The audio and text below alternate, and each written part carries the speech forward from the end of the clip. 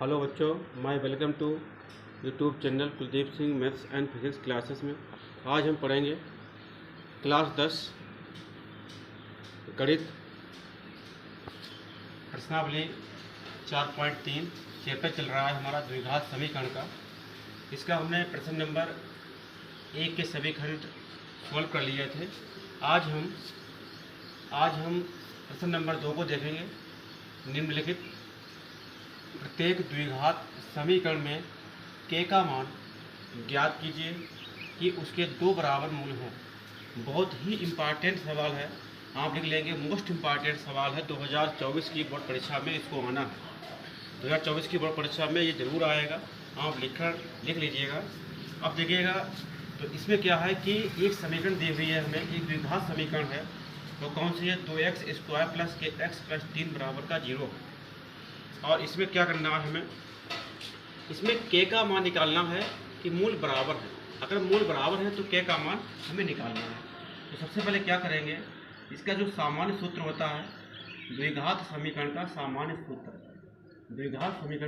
सूत्र होता है ax² + bx + c बराबर 0।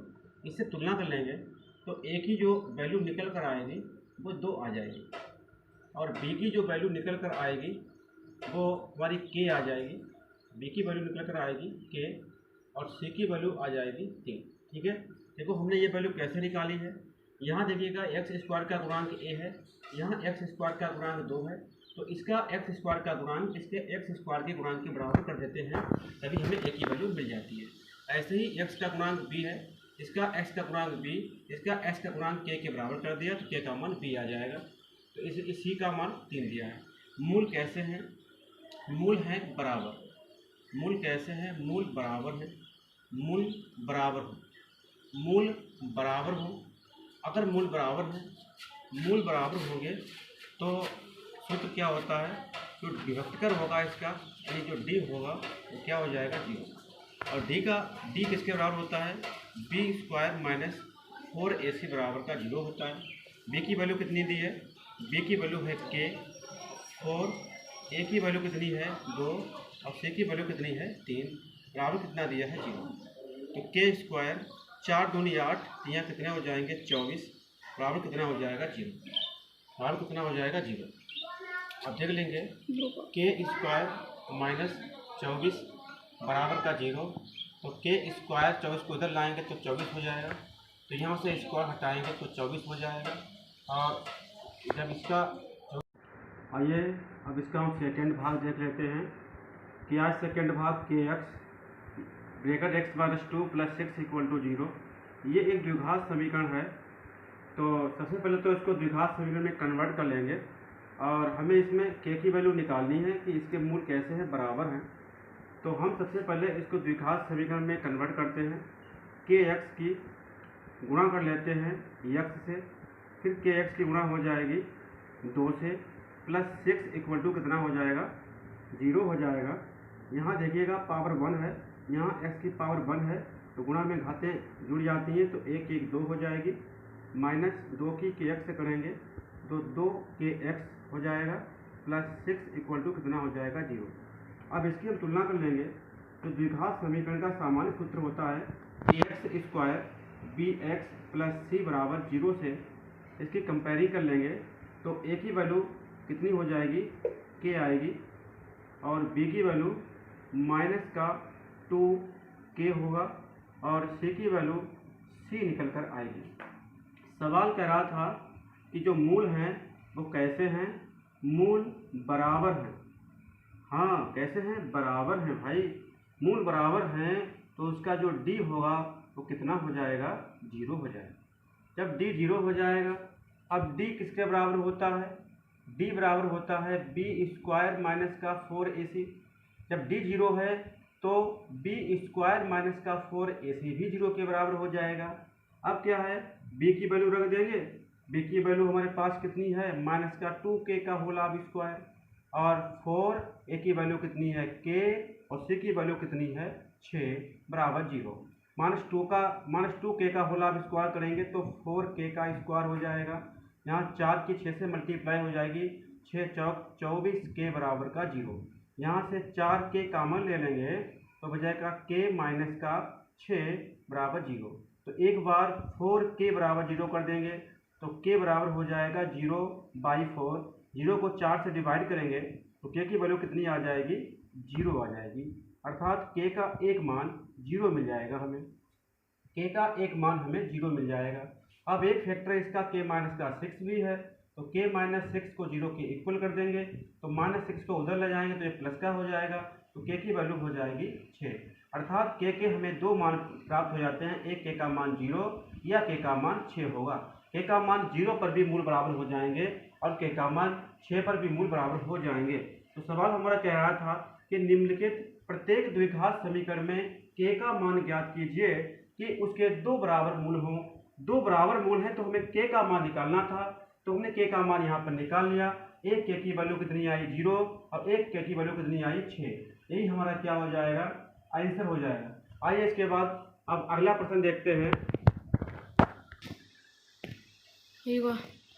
आइए बच्चों, अब इसके बाद हम इसका दूसरा वाला प्रश्न देख लेते हैं।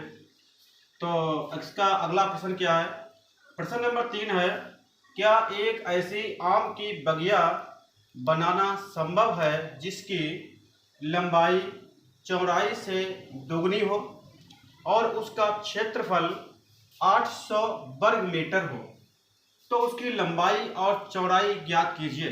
देखिए सवाल हमारा ये कह रहा है कि क्या हम एक ऐसी आम की बगिया बना सकते हैं जिसकी लंबाई चौड़ाई से दुगनी हो। बिल्कुल बना सकते हैं, कोई दिक्कत नहीं है इसमें। तो देखिएगा, तो इसको मान लिया, माना बगिया की चौड़ाई x मीटर है। हमने मान लिया कि बगिया है, उसकी चौड़ाई x मीटर है, और सवाल कह रहा है कि जो अगर चौड़ाई इसकी x मीटर है तो बगिया की जो लंबाई है वो लंबाई है वो चौड़ाई की दोगुनी। ये क्या है, चौड़ाई की कितनी है, दुगुनी है। कितनी है भाई, दुगुनी है, चौड़ाई की दुगुनी, चौड़ाई की दुगुनी है। तो चौड़ाई कितनी है इसकी, x, दुगुनी है तो 2 से मल्टीप्लाई हो जाएगी, यानी इसकी जो लंबाई है वो कितनी आ जाएगी, 2x। लंबाई कितनी हो जाएगी, 2x। अब बगिया जो है, हमें ऐसी बगिया बनानी है जिसकी इसमें लंबाई भी हो और चौड़ाई भी हो, तो इसका क्षेत्रफल क्या हो जाएगा, तो ये हो जाएगा बगिया का क्षेत्रफल बराबर, सूत्र हो जाएगा लंबाई गुणे चौड़ाई, यानी बगिया आयत के आकार की होगी और आयत का क्षेत्रफल क्या होता है, लंबाई गुणे चौड़ाई। और क्षेत्रफल इसका दिया कितना है, ये देखिएगा 800 वर्ग मीटर दिया है, तो क्षेत्रफल रख देंगे इसका 800, लंबाई इसकी है 2x, चौड़ाई इसकी है x। तो 800 और यहाँ पावर है 1, यहाँ भी पावर x पर 1 है, तो गुणा में पावर जुड़ जाएंगी, 1 कितनी हो जाएगी, 2। तो 2x स्क्वायर बराबर कितना हो जाएगा हमारा 800, तो x स्क्वायर बराबर हो जाएगा 800/2। तो 2 से काट देंगे, 2 चौकू 8 और 2 0। इसका मतलब है कि जब x स्क्वायर की जो वैल्यू कितनी आ जाएगी, 400 आ जाएगी। तो यहाँ से स्क्वायर को हटाएंगे और इसके ऊपर लगा देंगे। अब x का रूट कर लेंगे, तो 400 किसका वर्गमूल होता है, 400 का वर्गमूल कितना होता है, तो वो 20 होता है। अर्थात x हमने किसको माना था, x हमने चौड़ाई को माना था, अर्थात बगिया की जो चौड़ाई है वो 20 मीटर है। अब लंबाई निकाल लेते हैं, इसकी लंबाई निकाल लेते हैं। तो लंबाई कितनी थी हमारे पास, 2x थी, तो 2 और x की वैल्यू कितनी निकाली हमने, 20 निकाल चुके हैं। तो 20 दूरी कितने हो जाएंगे, 40 मीटर। तो इस प्रकार क्या सवाल कह रहा था हमारा, क्या ऐसी आम की बगिया बनाना संभव है जिसकी लंबाई चौड़ाई से दुगनी हो। बिल्कुल बना सकते हैं, लंबाई उसकी 40 मीटर आ जाएगी और चौड़ाई उसकी 20 मीटर आ जाएगी। इसको आप चेक भी कर सकते हो, 40 की अगर 20 से मल्टीप्लाई करेंगे तो 800 वर्ग मीटर आ जाता है। आइए इसके बाद अब हम प्रश्न नंबर 4 देख लेते हैं। प्रश्न नंबर 4 क्या कह रहा है हमारा, क्या निम्नलिखित स्थिति संभव है, यदि है तो उनकी वर्तमान आयु ज्ञात कीजिए। सवाल कह रहा है क्या निम्नलिखित स्थिति संभव है? यदि है तो उनकी वर्तमान आयु ज्ञात कीजिए। अब कौन सी स्थिति है? ये है कि दो मित्रों की आयु का योग 20 वर्ष है। दो मित्र हैं और उनकी आयु का जो योग है वो 20 वर्ष है और 4 वर्ष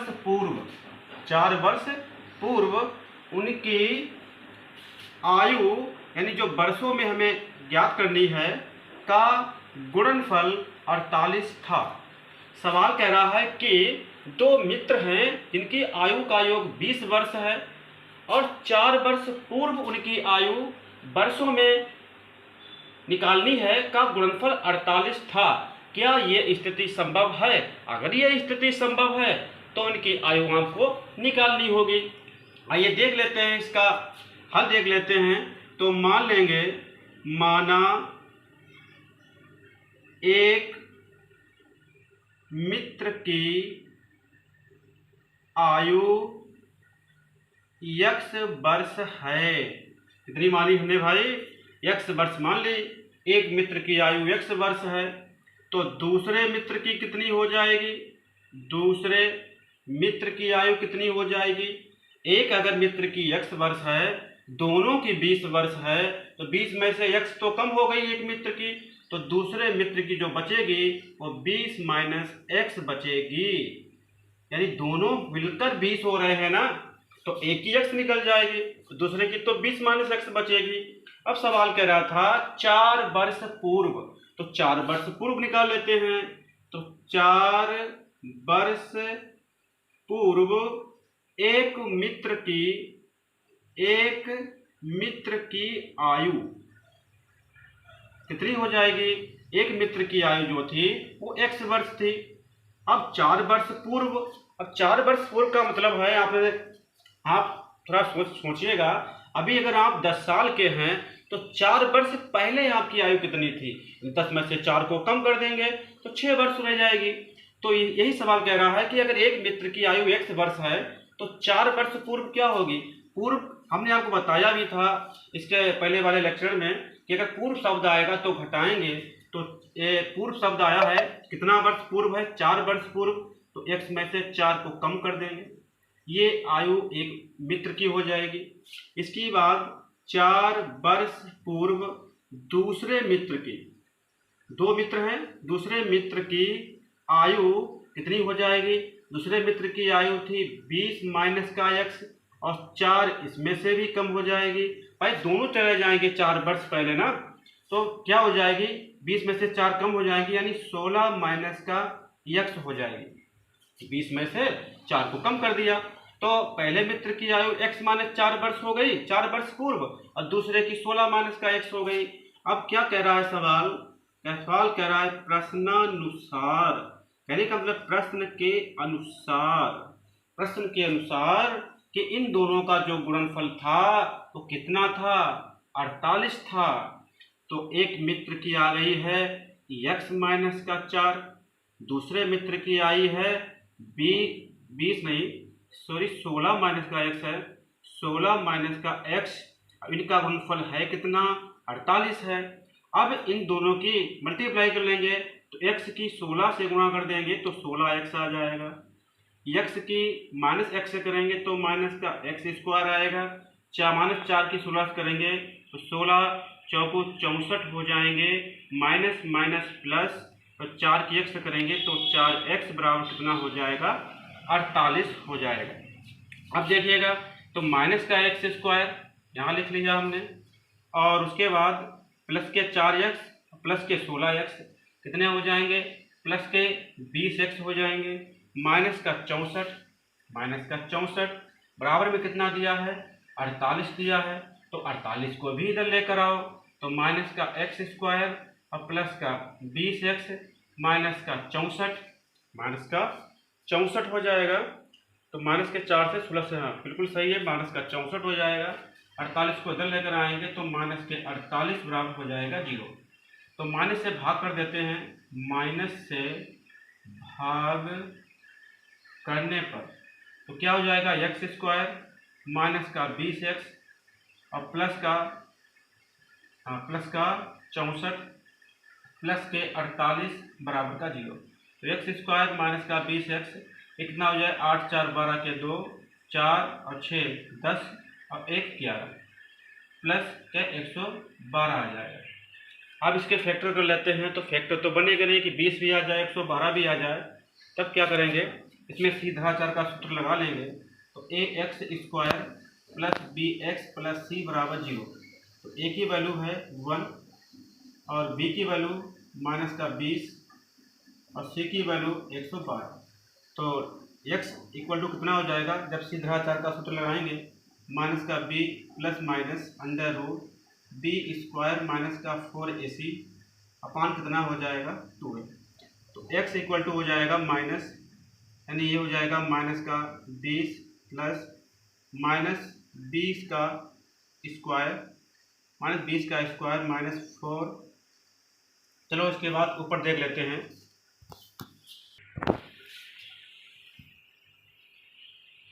आइए अब देखते हैं x square minus 20x plus 112 x square plus B x plus c equal to 0। तो ए की वैल्यू यहाँ से बंद हो जाएगी, बी की वैल्यू माइनस का 20, सी की वैल्यू हमने 112 निकाल लिया। इसमें लगा देंगे श्री धरा 4 के सूत्र से क्या होता है सीधा 4 का सूत्र। तो ये होता है x बराबर माइनस का b plus minus under root B square minus का 4ac अपान कितना हो जाएगा 2a माइनस बी की वैल्यू है माइनस का 20 और यहाँ बी की वैल्यू रख देंगे माइनस 20 का स्क्वायर 4 ए की वैल्यू है 1 और सी की वैल्यू है 112 और बटे कितना हो जाएगा 2 ए की वैल्यू हो जाएगी 1। ए की वैल्यू कितनी हो जाएगी हमारी 1 हो जाएगी। तो यहाँ हो जाएगा हमारा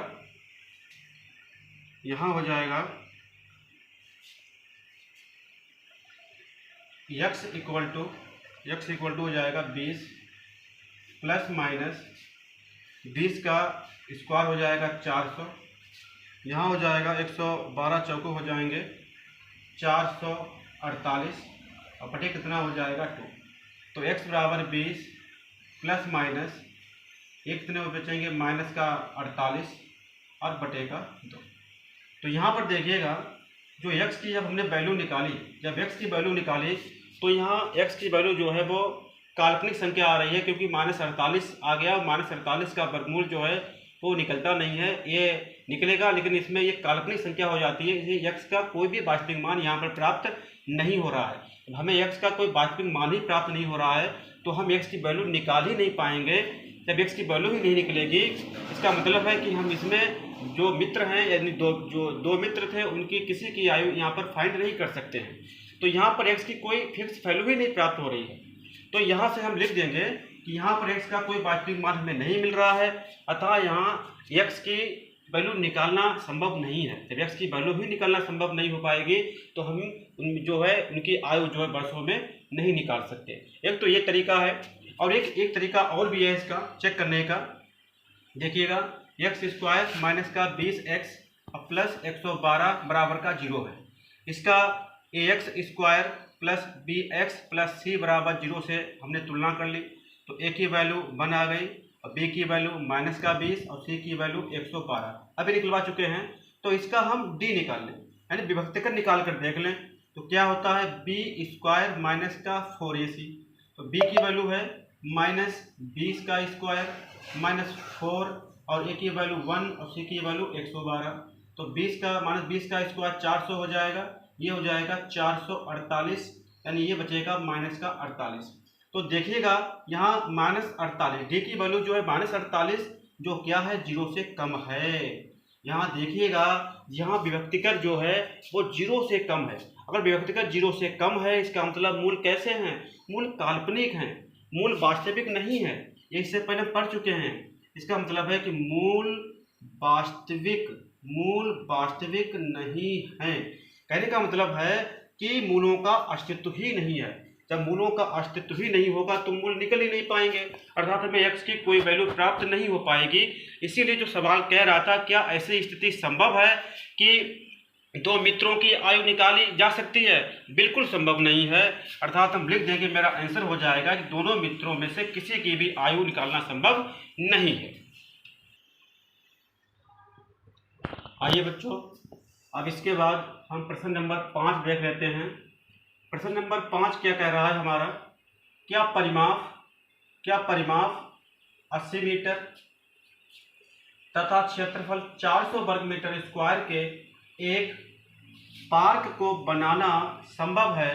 यदि है तो उसकी लंबाई और चौड़ाई ज्ञात कीजिए। देखिए, सवाल को आप 2-3 बार जरूर पढ़िएगा। सवाल को 2-3 बार पढ़ें, समझें, उसके बाद ही सवाल को सोल्व करें। और जितनी आप प्रैक्टिस करेंगे, मैथ सिर्फ प्रैक्टिस के ऊपर डिपेंड करता है। जो बच्चा जितनी प्रैक्टिस कर लेगा वो मैथ में उतना ही एक्सपर्ट और होशियार बन जाता है।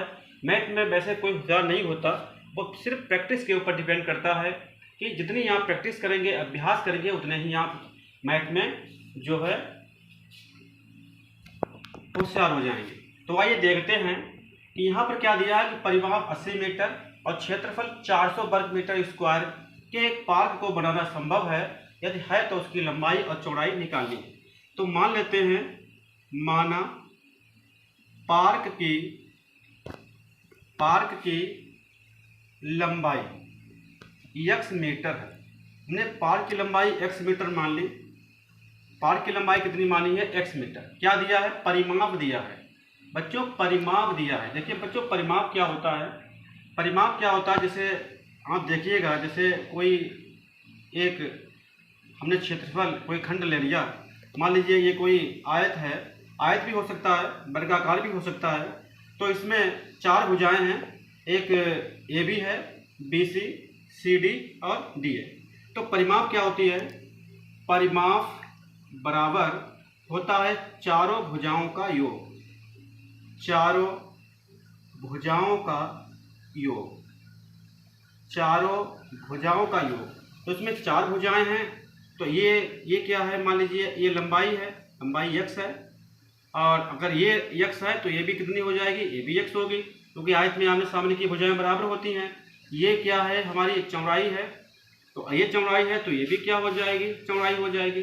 चौड़ाई को हमने बाई मान लेते हैं, ये भी बाई हो जाएगा। तो क्या हो जाएगा? x प्लस बाई, और ये कितना हो जाएगा? x plus by. चारों भुजाओं का योग कर लिया, यानी 2x और प्लस का 2y। तो 2 कॉमन ले लेंगे तो x प्लस बाई हो जाएगा। अब परिमाप दिया कितना है? परिमाप दिया है 80 मीटर का। तो x प्लस बाई बराबर हो जाएगा 80, और बटे कितना हो जाएगा? 2। 2 से 4 कट जाएंगे, यानी 2 चौकू 8 आ जाएगा। यानी x प्लस बाई कितना हो जाएगा हमारा? x प्लस बाई कितना हो जाएगा? वो 40 मीटर हो जाएगा। यहाँ से बाई की वैल्यू निकाल देते हैं तो 40 माइनस x मीटर हो जाएगा। अर्थात बाई क्या है? यही हमारी लंबाई है, यही हमारी क्या, बाई क्या है? बाई हमारी क्या है? चौड़ाई निकल आई। x तो हमने मान लिया था कि लंबाई इसकी x मीटर है, चौड़ाई को हमने निकाल लिया है, 40 माइनस का x मीटर हो जाएगा। अब जो क्षेत्रफल होता है, क्षेत्रफल, इसका सूत्र क्या होता है? लंबाई और गुणे चौड़ाई। क्षेत्रफल कितना दिया है? क्षेत्रफल इसका 400 वर्ग मीटर है। लंबाई कितनी है? इसकी x है। चौड़ाई कितनी निकल कर आई? 40 माइनस का x। 40 माइनस का x, तो ये कितना हो जाएगा? 400। x की 40 से गुणा कर देंगे और 40x, x की माइनस x से कर देंगे तो माइनस का x स्क्वायर। इसको पहले लिख लो, 40x माइनस का x स्क्वायर बराबर कितना हो जाएगा? 400। तो माइनस से भाग कर देते हैं, माइनस से भाग कर देते हैं, कितना हो जाएगा? तो x स्क्वायर माइनस का 40x, ये भी किसका हो जाएगा? माइनस का, और माइनस 400 को इधर लेकर आओ तो माइनस x स्क्वायर माइनस का 40x और प्लस का कितना हो जाएगा? 400 बराबर कितना हो जाएगा? 0। अब हमारे पास एक ये द्विघात समीकरण हमें प्राप्त हो गई। इस द्विघात समीकरण के फैक्टर कर लेंगे कि माइनस के 40x, 40 को ऐसे भागों में डिवाइड करना है कि घटाने या जोड़ने से माइनस के 40x आ जाएं, और मल्टीप्लाई करने पर 400 तो हो जाएंगे आराम से। तो माइनस का 20x कर लेंगे तो माइनस का 20x और माइनस का 20x माइनस के 40x हो जाएंगे, और माइनस माइनस प्लस हो जाएगा, और 20 की 20 से मल्टीप्लाई करेंगे तो कितना हो जाएगा? 400 हो जाएगा, बराबर हो जाएगा हमारा 0। बराबर कितना हो जाएगा? 0 हो जाएगा।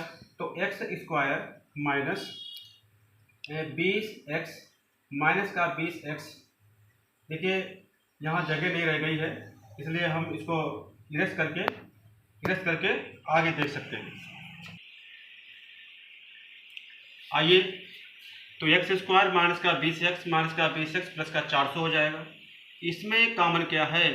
तो इसमें तो भाई x कॉमन है, x कॉमन निकाल लिया यहाँ से, तो क्या बचेगा x माइनस का 20। ठीक है, ऐसे फैक्टर आपने 9th क्लास में बहुत किए होंगे, कोई ज़्यादा कठिन नहीं है, आराम से फैक्टर कर सकते हैं। तो यहाँ x माइनस का 20 हो गया और इसमें भी x माइनस का 20 ही बनना चाहिए। तो यहाँ पर कितना कॉमन लें? तो यहाँ से हमने 20 कॉमन ले लिया, माइनस का 20 कॉमन ले लिया, तो x और माइनस का 20 हो जाएगा इक्वल टू 0। तो यहाँ क्या हो जाएगा? x माइनस का 20, इन दोनों में देखिए x माइनस का 20 कॉमन बन गया, तो x माइनस का 20 कॉमन ले लेंगे तो x माइनस का 20 यहाँ बन जाएगा। अब दो फैक्टर बन गए हमारे पास, x माइनस का 20, x माइनस का 20। एक बार x माइनस 20 बराबर 0 कर देंगे तो x की वैल्यू 20 निकल कर आएगी। दूसरे फैक्टर से भी x की वैल्यू जो है वो 20 निकल आएगी। हमें दोनों पॉजिटिव मान प्राप्त हो गए हैं, तो कोई भी हम एक मान इसका यूज कर सकते हैं। तो देखिए, इसका मतलब है कि हमारी जो लंबाई है वो कितनी निकल कर आई है। लंबाई हमने x को माना था, तो लंबाई हमारी 20 मीटर निकल कर आ गई। लंबाई कितनी आ गई हमारी? 20 मीटर निकल कर आ गई। और चौड़ाई हमारी कितनी आई थी? चौड़ाई हमारी 22 मानी थी हमने, और चौड़ाई कितनी आई थी? 40 माइनस का x है, तो 40 और x की वैल्यू आई है 20, तो 40 में से 20 जाएंगे, कितना बचेगा? 20 मीटर। तो यहाँ पर आप देख सकते हैं कि हमारी लंबाई भी 20 मीटर आई है और चौड़ाई भी 20 मीटर आई है। लंबाई और चौड़ाई दोनों बराबर हैं।